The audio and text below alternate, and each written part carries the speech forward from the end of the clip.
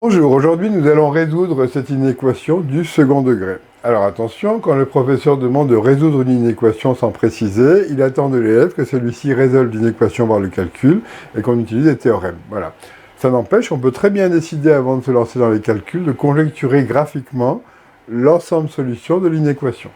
Alors bon, avant de résoudre graphiquement ceci, je vous conseille de tout faire passer à gauche. Donc qu'est-ce qui n'est pas à sa place? Le 5. On enlève 5 de chaque côté, on obtient moins x au carré plus 5x moins 5 plus petit que 0. Ensuite, on va traduire cette inégalité par une phrase en français. Alors je cherche pour quelle valeur de x la courbe de la fonction est située en dessous de l'axe des abscisses. Quelle fonction? La courbe de la fonction f de x égale moins x au carré plus 5x moins 5. Alors on y va. Voici la courbe et voici l'axe des abscisses. Je rappelle, on cherche quand est-ce que la courbe est située en dessous de l'axe des abscisses. Donc je parcours la courbe de la gauche vers la droite. Oui, oui, oui, oui, oui, oui, oui. Ici je dis non parce que c'est strictement en dessous. Non, non, non, non, non. Là c'est au-dessus, c'est pas bon. Non, c'est strictement en dessous, c'est pas bon non plus. Ensuite, oui, oui, oui, oui, oui. Et après, donc j'écris l'ensemble de solutions que je lis graphiquement. Donc c'est valable pour les valeurs de x comprises entre moins 0,5 et 1,4. Et c'est valable pour les valeurs de x comprises entre 3,6 et 5,5. Et là, on ouvre en 1,4 et en 3,6 parce qu'on ne prend pas les valeurs. Alors, ensuite, deuxième étape, nous allons résoudre cette inéquation, cette fois-ci par le calcul. Alors bon, toujours pareil, le 5 n'est pas à sa place, j'enlève 5 de chaque côté, c'est beaucoup plus facile de travailler avec des inéquations de ce type. Alors l'étape numéro 1. Je vais d'abord écrire la phrase d'introduction, elle est très importante, c'est ça qui va nous permettre de répondre ensuite. Alors je cherche pour quelle valeur de x le polynôme moins x au carré plus 5x moins 5 est de signe moins. Vous voyez, plus petit que 0, donc c'est le signe moins forcément. Ensuite, l'étape numéro 2, l'étude du signe. Alors l'étude du signe, on va utiliser le théorème qu'on a vu dans la fiche signe d'un polynôme du second degré. D'abord, on va identifier les coefficients. Bon, on s'assure bien que c'est ordonné dans le bon sens, les x au carré, les x et les nombres, donc il n'y a pas de souci. On va donc avoir a qui sera égal à moins 1. Quand on a moins x au carré, ça veut dire que x au carré est multiplié par moins 1. Ensuite, b égale 5 et c égale moins 5. Puis, on calcule delta, qui est égal à b carré moins 4ac, en remplaçant a, b et c parce qu'on a trouvé précédemment, moins 1, 5 et moins 5. N'oubliez pas, quand les nombres sont négatifs, mettez-les entre parenthèses, ça évitera les erreurs de calcul. Alors ici, on va avoir 5 au carré moins 4ac, donc 4 fois moins 1 fois moins 5. 5 au carré, ça fait 25. 4 fois 5, ça fait 20.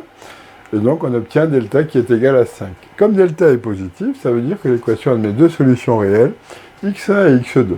Alors, on va d'abord calculer x1 en remplaçant a, b et delta par moins 1, 5 et 5. Alors, qu'est-ce que ça donne? Bien, ça donne moins 5 moins racine de 5 sur 2 fois moins 1, moins 5 moins racine de 5 sur moins 2, et puis bon, là, on va donc avoir moins racine de 5, et ça va nous donner 5 plus racine de 5 sur 2. Ensuite, pour calculer x2, on va remplacer a, b et delta par moins 1, 5 et 5, donc ici, on va avoir moins 5 plus racine de 5 sur 2 fois moins 1, divisé par moins 2, et puis le moins qui est là, on fait passer devant. Et ensuite, on va dire moins par moins, ça va faire plus, et moins par plus, ça va faire moins. Et on obtient donc 5 moins racine de 5 sur 2. On a donc nos deux solutions, et on sait que quand delta est positif, le polynôme qui nous intéresse là, il est du signe de a à l'extérieur des racines, du signe de moins a à l'intérieur. Alors ici, a est égal à moins 1, ça veut dire que a est négatif, donc le signe de a à l'extérieur, ça va nous donner des moins, et le signe de moins a à l'intérieur, ça va donner des plus. Alors là, j'ai mon tableau, et maintenant, je vais, étape numéro 3, répondre à la question que j'avais posée précédemment. Quelle était cette question? On cherchait quand est-ce que le polynôme était de signe moins.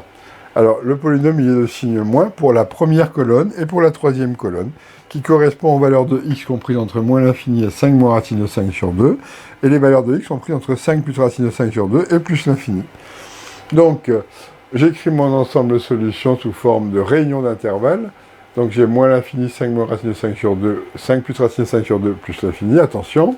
En l'infini, les crochets sont toujours tournés vers l'extérieur. Et ici, comme on ne prend pas ces valeurs car on ne prend pas les zéros, on doit donc ouvrir l'intervalle. Et quand est-ce qu'on l'ouvre? On l'ouvre lorsque l'on tourne les crochets vers l'extérieur de l'intervalle. Voilà. Alors, ici, j'ai déterminé par le calcul l'ensemble de solutions de mon inéquation. Et maintenant, je vais utiliser l'application GeoGebra pour vérifier ce que j'ai obtenu. Alors, qu'est-ce que je fais? Eh bien, je vais taper mon inéquation sur la ligne numéro 1, dans la page de calcul formel. Ensuite, je vais cliquer sur x égale, et voilà ce qui apparaît à l'écran. Alors on a x qui sera plus petit que ça, et x qui sera plus grand que 5 plus racine de 5 sur 2. Voilà. Donc vous voyez qu'ici c'est 5 moins racine de 5 sur 2, c'est ça. Et ici 5 plus racine de 5 de 2, c'est ça. Donc ce qu'on a obtenu avec GeoGebra confirme bien le résultat qu'on a obtenu. On peut donc passer à la question suivante. Voilà.